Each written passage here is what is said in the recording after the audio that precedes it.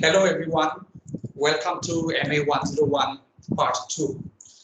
So I welcome you all, and you must have accomplished your MA 101 part 1, that is single variable calculus. So now we will start the journey for multivariable calculus. Okay, and I know it's a very crucial period for you, crucial in the sense that we have been through this pandemic, and again, let me welcome you once again to my class, and it's good morning, good evening, good afternoon, wherever you are, because I don't know at what time you are going to watch my recording. Okay, so I hope you all are doing great, and I mean, we'll be able to come back to some kind of normalcy at the end of this semester, and we'll be able to welcome you back to our beautiful campus. Okay, so as you may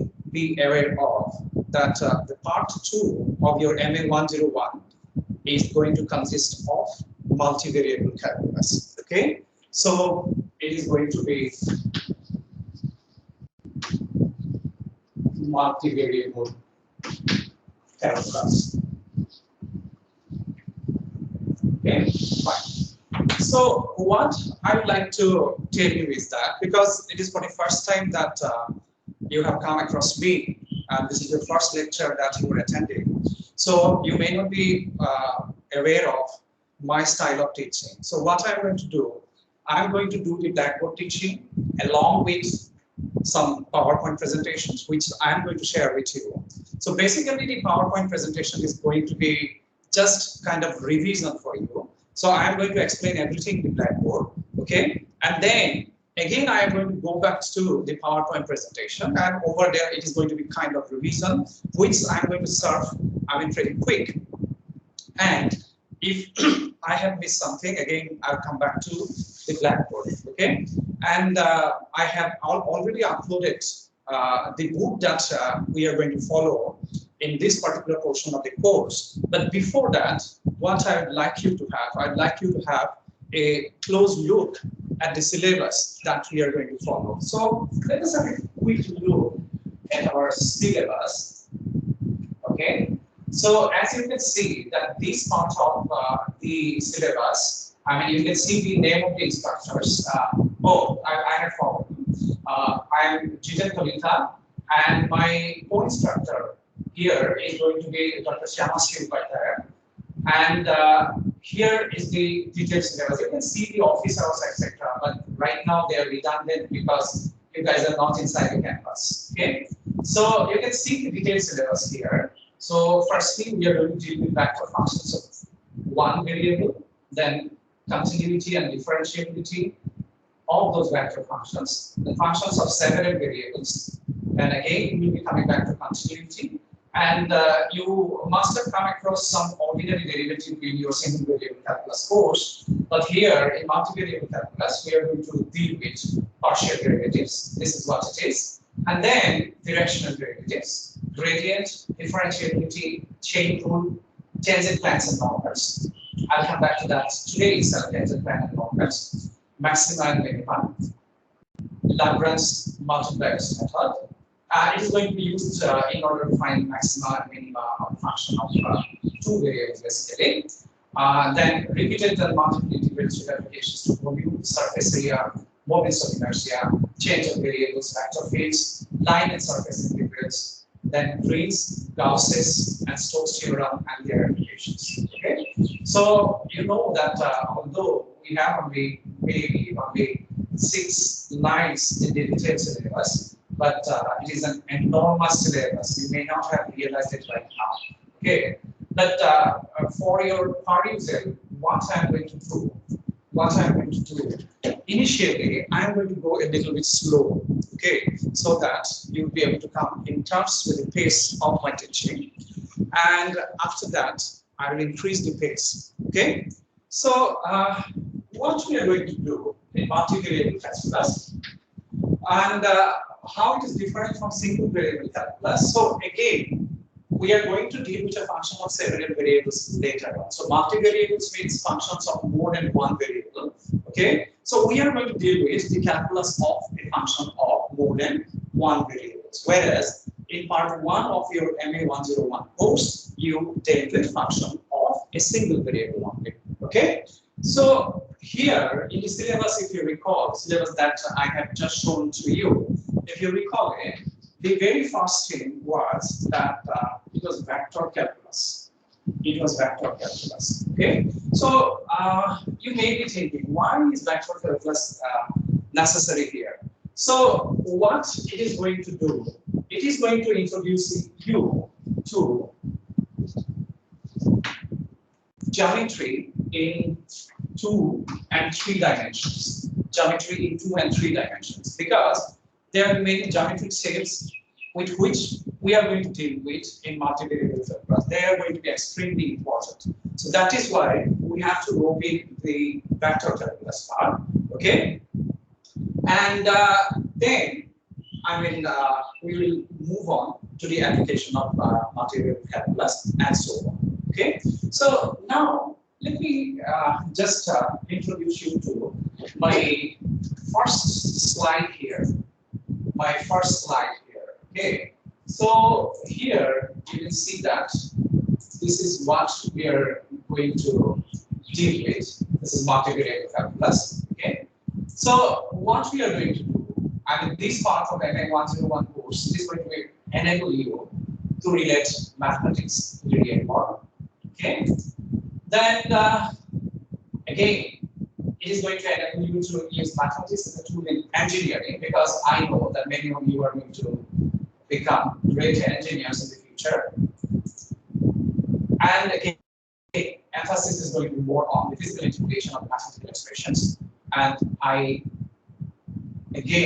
emphasize that you have fun with calculus. So this is what it is going to be. So initially, what we are going to do, review of vectors. So maybe some of you may find it boring because you may have studied it already. But let us have a kind of different look at it, the way I look at it.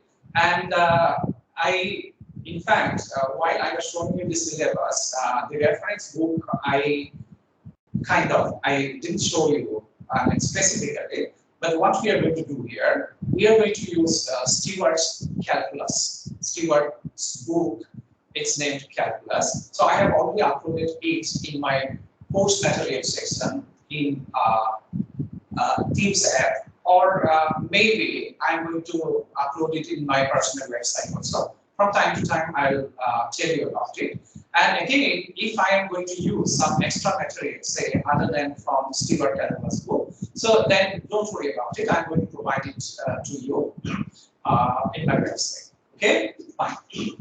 So now let us do review of calculus. Okay, sorry, review of vectors. And before that, you should know why we are learning all this stuff.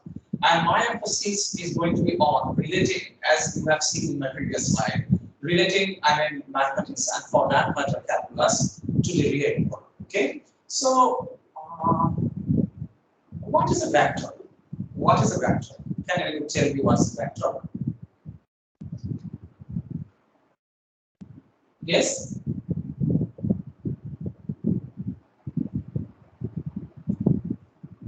Oh, I have silence here. So anyway, let me tell you what's the vector. You all know it was the vector, but probably you're too shy to answer that. So what is a vector? You know, the vector is nothing but a physical quantity, okay, which has both magnitude and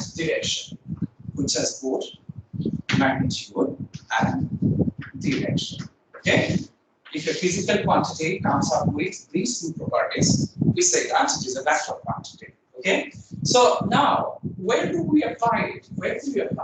Now, if you have a quick look, here,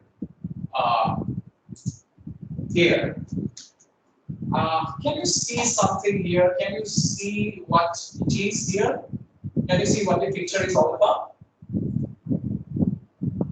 This picture you can see that it is nothing but the map of India, a part of the map of India. Okay, and you can see that some kind of square developing here.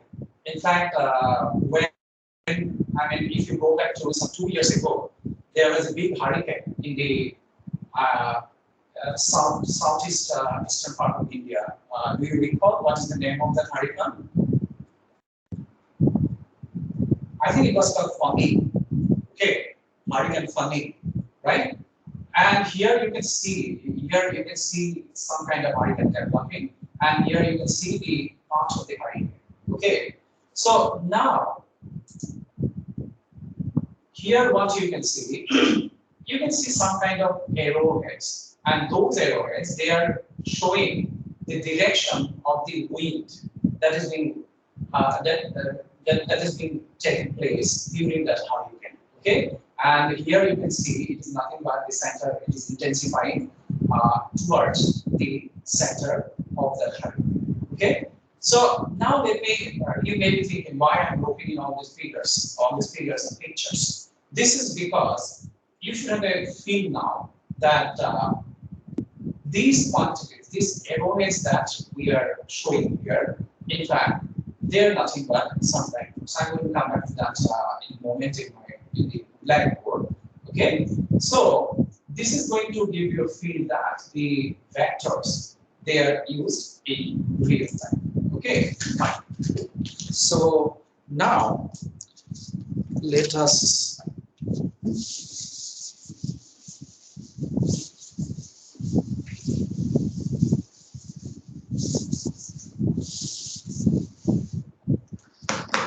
okay, so I have told you that vectors, what they are nothing but physical quantities having both magnitude and direction. Okay, and what is going to infer that magnitude and direction? So we can take a very easy example. Suppose I am thinking about the motion of the particle. Okay, now suppose that the particle, you yourself can consider as a particle. Okay, so you are moving from one place to another. Say, suppose you are moving from the point A to another point B, right? So that means you have been displaced from the position A to B, right? And I can designate that with an arrow, right?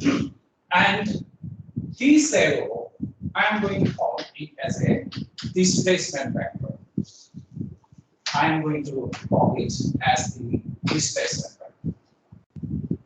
Okay, fine.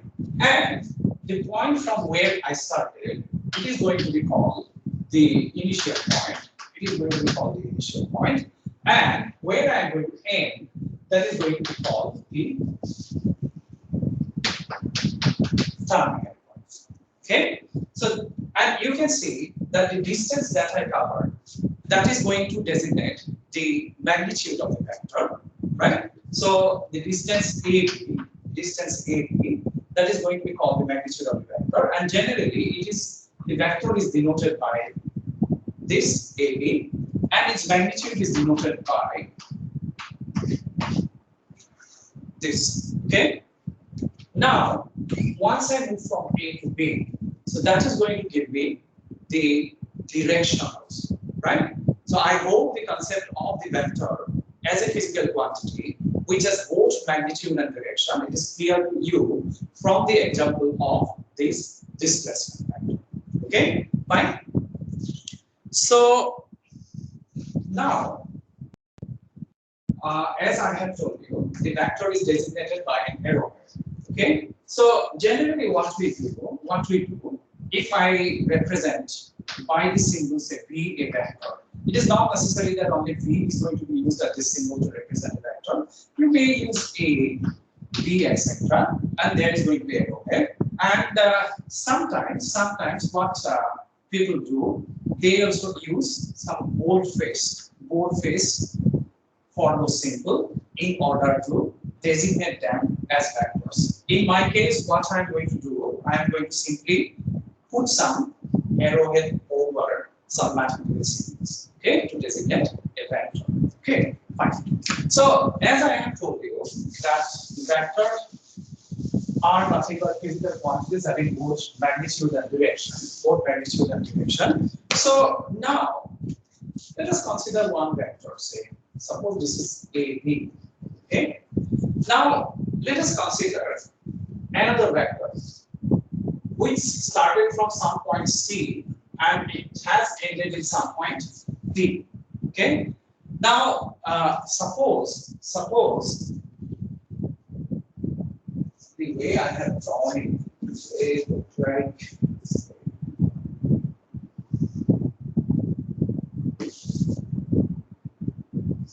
okay, fine.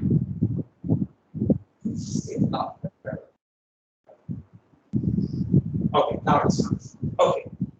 Now, suppose I have considered the displacement of another particle from C to D in such a way that the length CD is equal to AB, okay, and again they are parallel.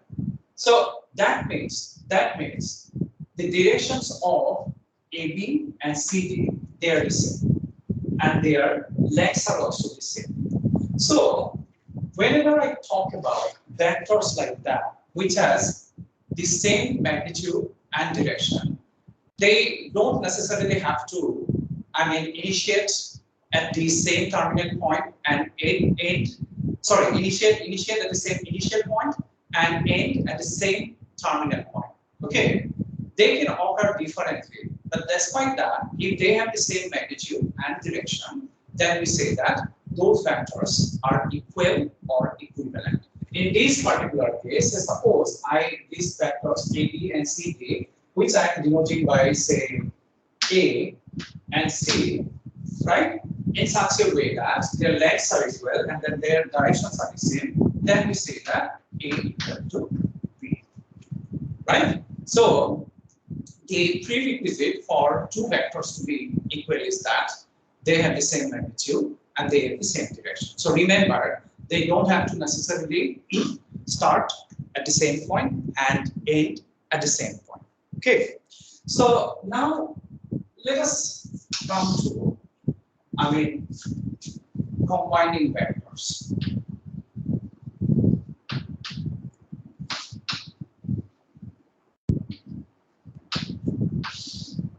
Combining vectors. Okay.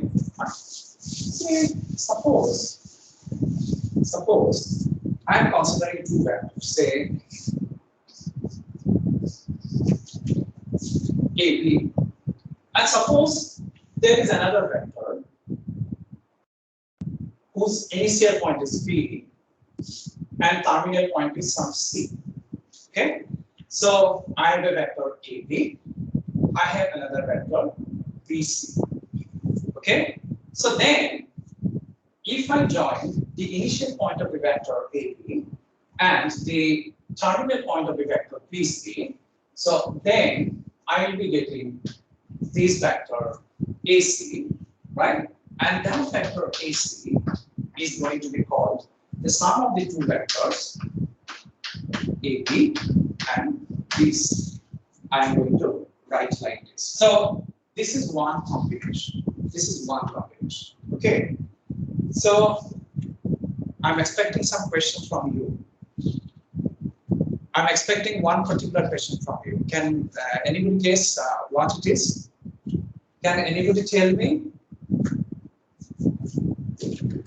Yes? Can anybody tell me about the question? Yes, I'm expecting some question. And you should remember that probably, during when you were in class 11 or 12, at that time also the question had arisen.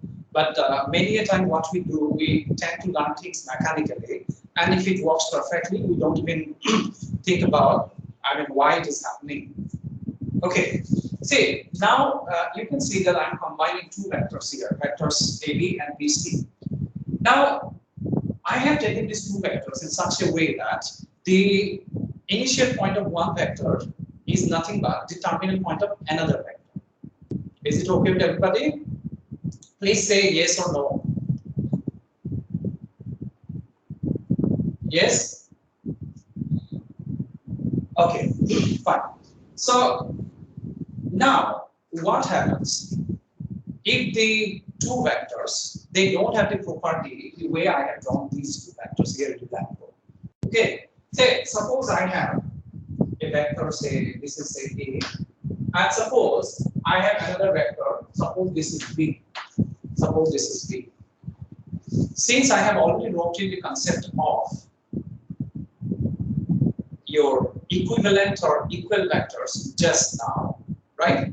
So this vector, what I can do, I can get a vector which is equivalent to this one or equal to this one by simply doing some kind of parallel displacement of this vector. So what I can do, I can just parallelly displacing by displacing parallel this vector, I can move it to this location, isn't it? So then again, with the help of this, I can again do the same thing as whatever I had done it earlier. Is it okay with everybody? Fine. And then what I am going to do, I am going to get their sum. This is what we are going to do. Okay. So this was about your sum or addition of two vectors. Okay. Now let us come to the difference or subtraction of two vectors. Difference or subtraction of two vectors. See, the same thing is going to happen here. Say, and now what is happening here? So this one is nothing but A plus B, right? So suppose I want A minus B, A minus B. So now if this is the vector B, right?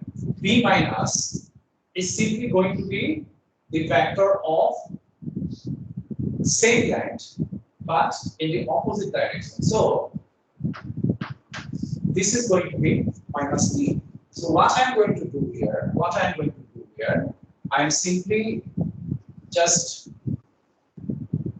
extend it in such a way that the length of these two vectors are equal, but they are in opposite directions. And then what I am going to do, I am simply going to add the initial point of the previous vector with the terminal point of the new vector that I have got here, right? So that means if this is minus B, so this vector is going to designate A minus B. Okay, fine.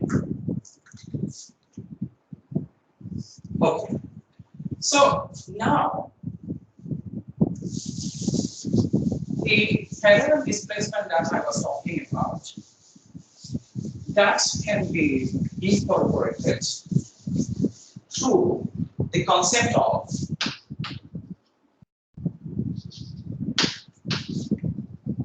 triangle law and the concept of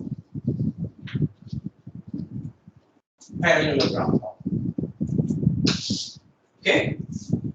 The triangle law, I mean, this you can consider the first case where I had assumed that the initial point of the second vector is nothing but the terminal point of this first vector.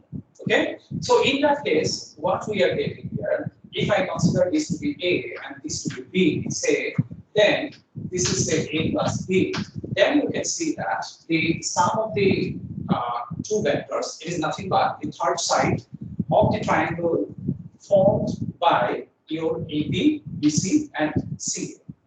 Okay, so first of all, but when we are going to make the parallel displacement, it is not necessary that we are always going to have it like this. So what we can do, suppose this is your AB, this was your AB, which I am designating it as A. What I can do, I can bring this vector B from somewhere else so that their initial points are the same. So I can have something like this. Suppose this is A, this is B. Is it okay with everybody? Fine? So then what I can do, I can again have parallel displacement of this vector. Fine. Okay. In such a way that I can rope this vector in here. Otherwise, what we can do, I can think about constructing a parallelogram whose sides are nothing but given by A and B. So what I'm going to do, I can draw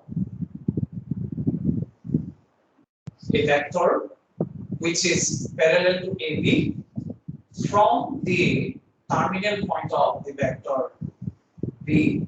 Okay, and then if I join this, then you can exactly see that being equivalent vectors, this vector is nothing but A and this vector is nothing but B. Okay, and then this vector is nothing but A and this vector is nothing but B, and then as before, the diagonal of the parallelogram, which earlier was the third side of the triangle, it is going to designate the sum of the two vectors A and B. Okay, fine. So this is about triangle and parallelogram law. And let us recall what we have been doing. We are discussing about combining vectors. So far, we have talked about two combinations, I mean addition and subtraction. And again, the same thing, the triangle and parallelogram law, you can get it for subtraction also. The only thing is that you have to take a vector in the direction opposite to the previous one. Say suppose you want to have A minus B. So then what you have to do, you have to consider a vector minus B, which is nothing but a vector obtained from the vector B, which has the same magnitude as B, but has opposite direction to B. Okay, fine. The third combination we are going to talk about is scalar multiplication. Okay, scalar multiplication. Scalar multiplication. It is pretty straightforward. So, what is scalar multiplication? You consider a vector. Suppose I'm calling it A. Okay. Now, what I can do, I can multiply A with a non-zero scalar lambda, right? So then, if lambda is strictly less than 1, then lambda A is going to give me a vector, whose length is going to be shorter than the original vector, right? So I'm going to get a vector like this, and if lambda is greater than 1, I am going to get a vector in the same direction, but whose length is going to be greater than the original vector. Okay, and if lambda is negative, so then the scalar multiple of this vector is going to give me a vector in the direction opposite to the original vector. Is it okay? Fine. So this is about, you don't need to worry about all this stuff because again, I'm going to show you the slides and we are going to do kind of revision quickly of all this stuff that we have been doing here. Okay, fine. So how much time do I have? Okay. We have time.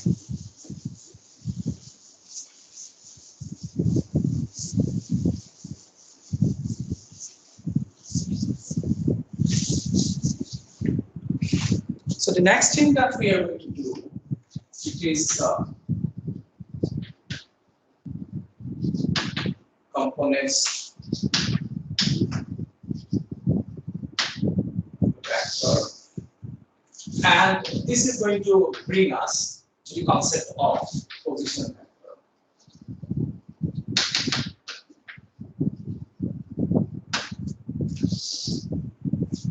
Okay, fine.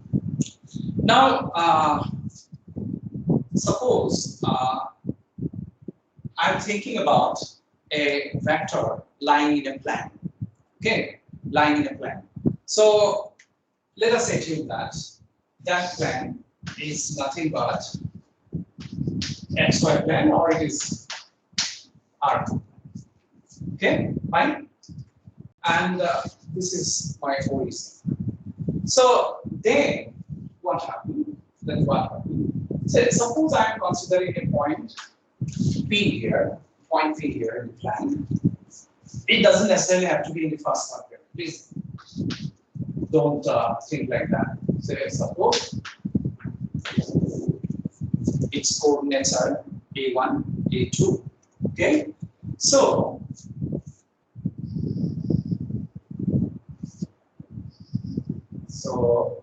that means this length is A1 and this length is A2. This length is A2 and this is my vector OP. Okay. So if I designate OP as A, so then I can write A to B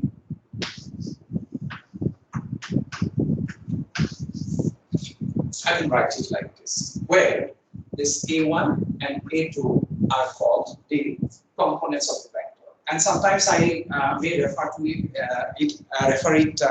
to as your components along x-axis and components along y-axis. Okay. So similarly, if I consider a three-dimensional vector, if I consider a three-dimensional vector, say suppose I consider a point P here, whose coordinates are A1, A2, A3. And again, I am considering this 3D space or R3, right? And then I am joining OP. I am joining OP. Let us call it A. So then what I can do, I can draw a perpendicular from the point P on the xy plane, right? So then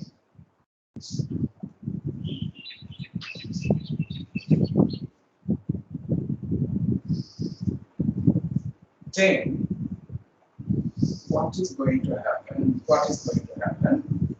So if the coordinates of P are A1, A2, A3, so that means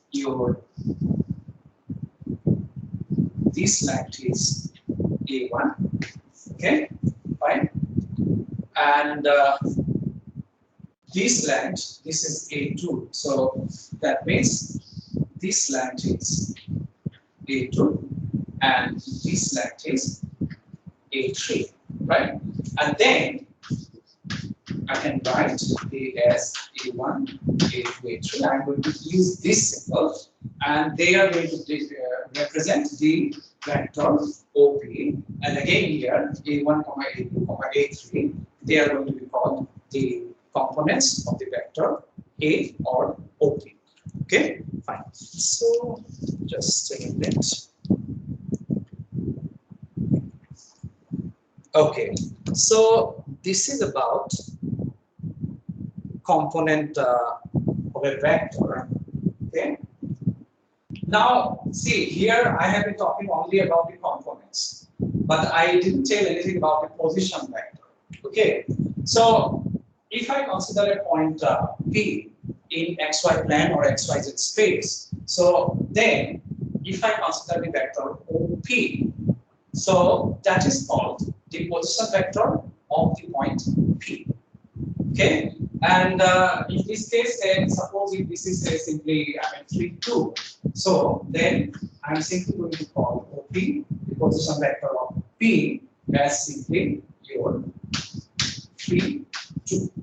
Okay, it is going to be like that. Okay, fine. So just one thing I'm going to do, and after that, I'm going to. Okay, I'm going to do your basic vectors. Just here, I will mark out. Okay, fine. So now let me still be in 3 dimensions. That means I am in XYZ space. XYZ space. So suppose I consider 2 points here. I consider 2 points here in XYZ space. One is P, and suppose the other one is Q. Okay, and suppose the coordinates of P is x1, y1, z1. Okay, and the coordinates of Q is x2, y2, z2. Okay, fine. So just now I have defined your position vector. So that means if I join O and P, fine. So this is going to give me, say, OP. Okay, and if I join O and Q, this is going to give me OQ. Right? Now, interestingly, now if I join P and Q, then from the definition of addition of vectors, you can see that your OQ is nothing but your OP plus PQ. Fine? Okay? So that means your PQ is simply your OQ minus OP. OQ minus OP. Fine? So now, if I want to write OQ in terms of components, I can write it as x2, y2, z2, and I can write OP as x1, y1, z1. Okay? Is it okay? Fine. So now let me again come back to something else here. Now, if the vector given by say its component a1, a2, a3, b as b1, b2, b3, let me assume that if I combine them, it is given by a1 plus b1 in terms of component, a2 plus b2, a3 plus b3. Okay, right? And similarly, if I am to take a minus b, that is simply going to be a plus minus b. So again, in that case, if you apply simple algebra, this is going to be a1 minus b1, a2 minus b2, a3 minus b3. Okay, so by the same logic, your PQ here, it is simply going to be equal to your x2 minus x1, y2 minus y1, z2 minus z1. Okay, and now see, this was simple algebra, right? This was simple algebra. So you may be thinking how you can convert that algebraic expression into geometrical interpretation. Okay, so what I'm going to do, I'm trying to show this in the 2-dimensional plan. Okay, and each extension to 3 dimension is pretty straightforward. Okay, fine. So before that, let me again have a quick look at this. So that means if we want to express a vector PQ, where P and Q are 2 points lying in the XYZ space, right? So then PQ, if you know their coordinates, they are in terms of components, they can be written as this. Okay, fine. So now this combining 2 vectors algebraically like this. Okay, let me try to show you that in exact, what is their exact geometries? Okay, fine. So,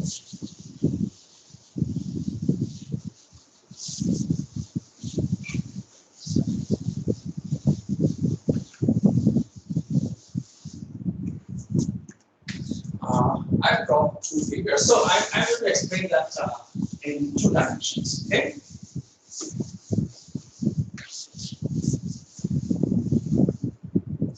Okay. Say suppose I have two vectors A and B.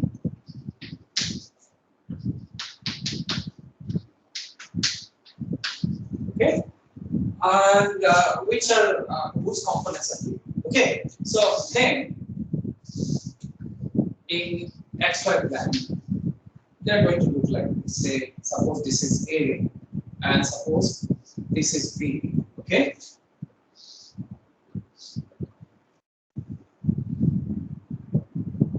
Okay. This is A. Fine. So that means this length is A1. Okay. This length is A2. Fine. So similarly, your if this is B, so then this length is your B1 and this length is B2. Is it okay with everybody? Fine.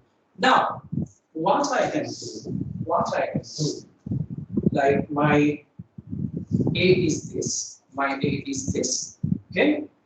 And then, as before, what I can do, I can think about the parallel displacement of this vector B in such a way that I am going to make the initial point of B the terminal point of A. So what I can do, I can just simply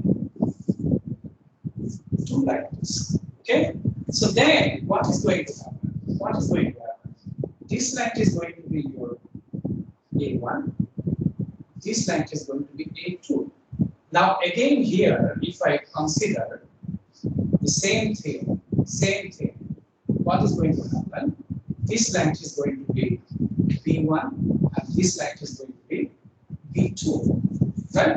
And if I extend this here, so definitely this length is A2 and again this length is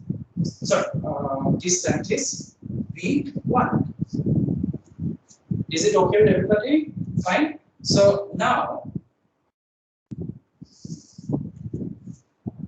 this is A, this is B, this is A plus B, A plus B, A plus B.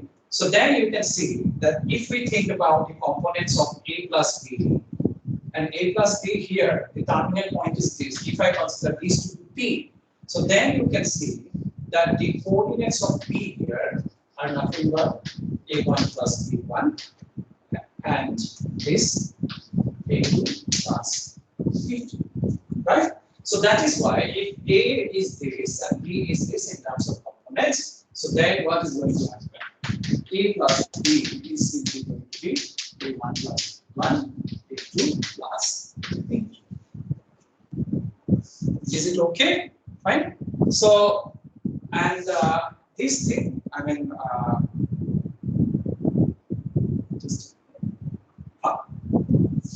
and this thing can be easily extended to 3D as well.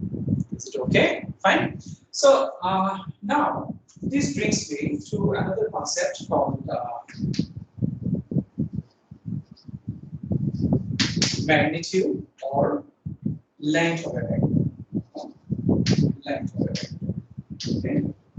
So this is pretty straightforward. This is pretty straightforward. Again, what we can do, we can simply rope in the concept of. We can simply rope in the concept of what? Position vector. Say, suppose I am considering a vector A, again given like this in 2D plan, right? So that means if this is vector A, this is vector A, right? So then this is A1, this is A2, right? And from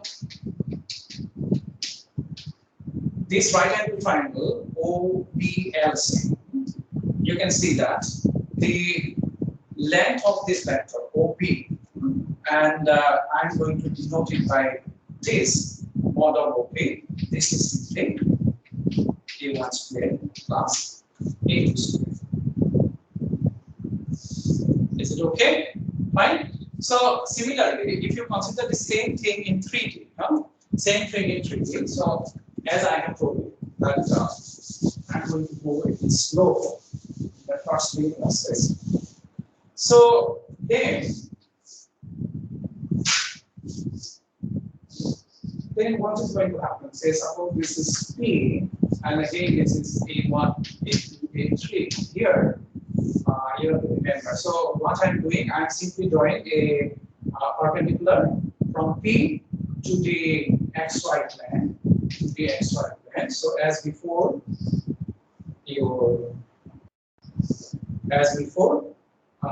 this is A1, this length is A1, this length is A2.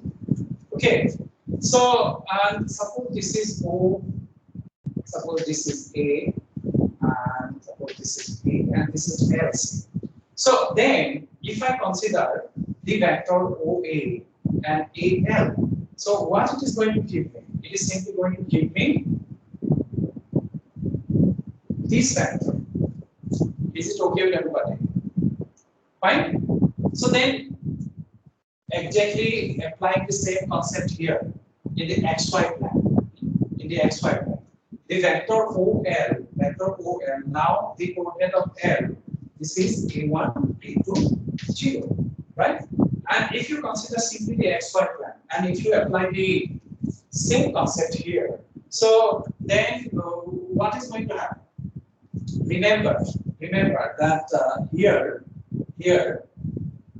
this is the right angle triangle. This is the right angle triangle here, and this is the right angle. Okay, this line is perpendicular. Although I mean, visually it may not appear so, right? So then the length of this is going to be what? Square of the length of this is simply going to be A1 squared plus A2 squared, or simply length of this is square root A1 squared plus A2 squared. Fine. Now, if I consider this OP, again, this angle is 90 degrees, right? So if I consider this right angle triangle, this length is A3, right? So length of OP, this is going to be simply what?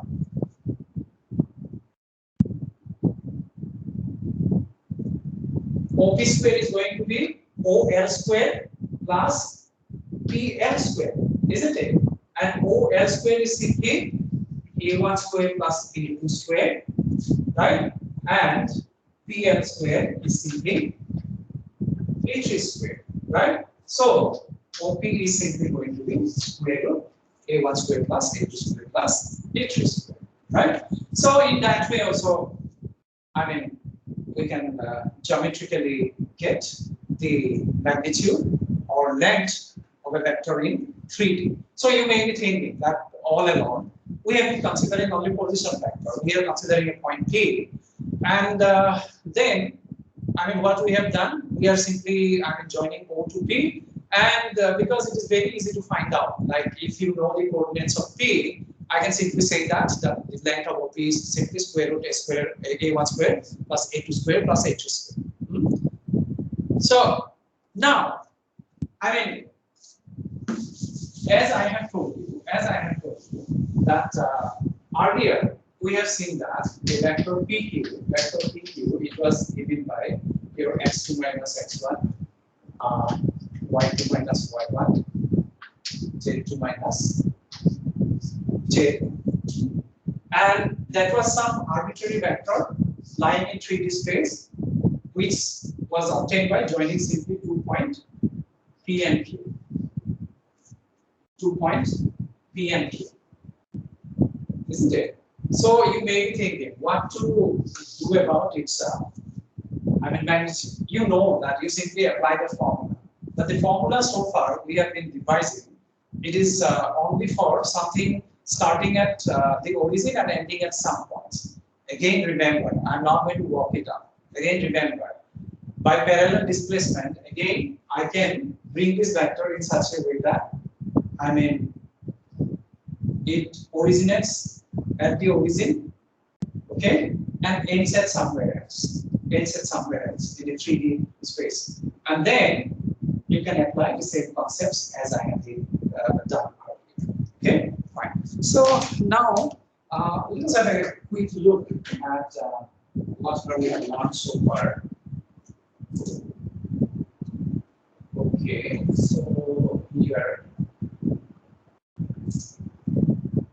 so this was the view of vectors.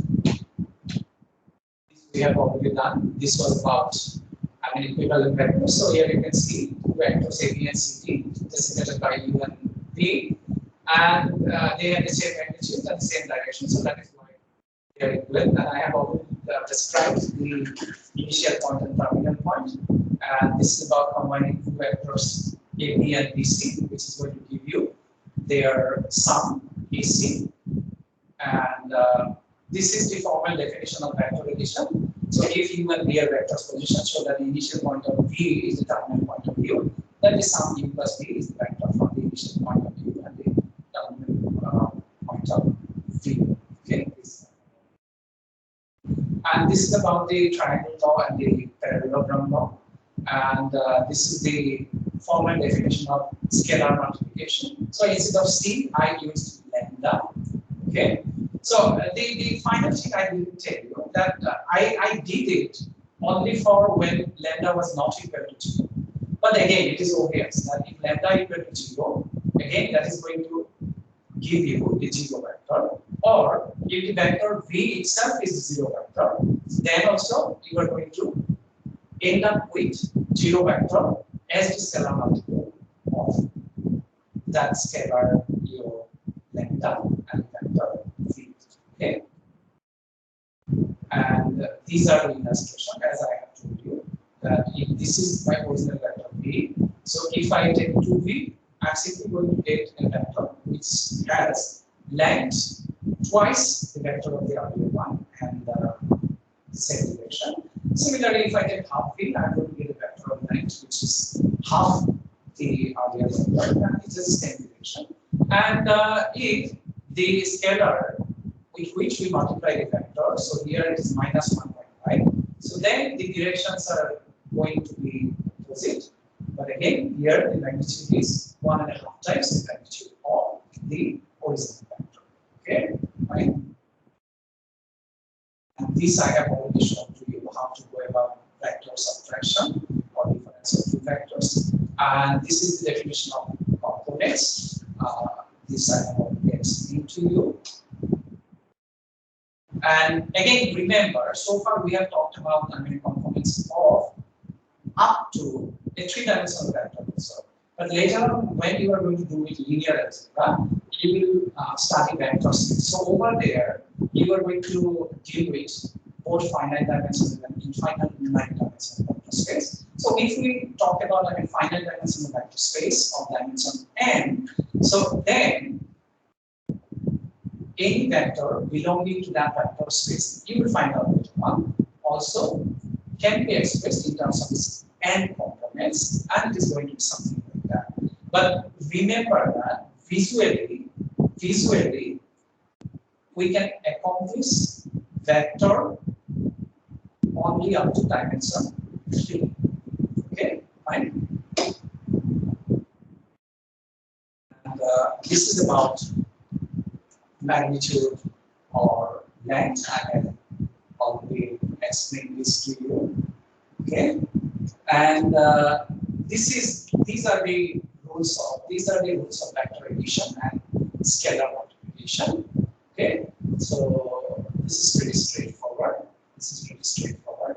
As I have studied as this I have already explained. So even is going to be like this, and if you simply multiply it by a scalar, so the components are going to be CA1, CA2, and similarly in 3D, it is going to be like this. Okay. This is the illustration of your vector addition like this. So I think with that note, we are going to end our class today, and I will See you in my next class.